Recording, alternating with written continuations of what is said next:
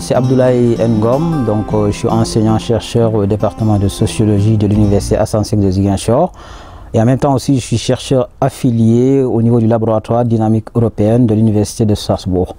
Alors, je viens de publier mon deuxième ouvrage intitulé « Migration clandestine sénégalaise vers l'Europe, enjeux déterminants et perspectives », qui est sorti récemment en 2020.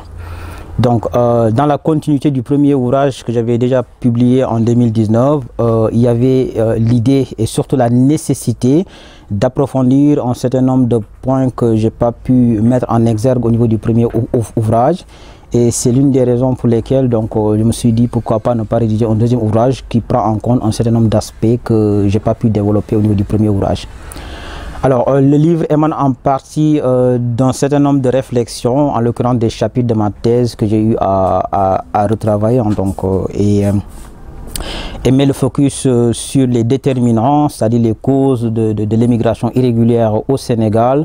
Donc, je développe aussi les motivations et je mets en exergue à la fin un certain nombre de politiques de prévention de départ qui sont mises en œuvre aussi bien par le gouvernement du Sénégal que par les associations au niveau local. Parler de recrudescence des migrations irrégulières, c'est un peu tromper l'analyse. Donc, les migrations irrégulières, c'est quelque chose qui existe, qui existait et qui continuera toujours d'exister. Et les migrations irrégulières aussi, notamment dans le cadre spécifique du Sénégal, ne se sont jamais arrêtées. Donc c'est juste la manière de médiatiser la question peut-être qui prend une envergure au fil des années.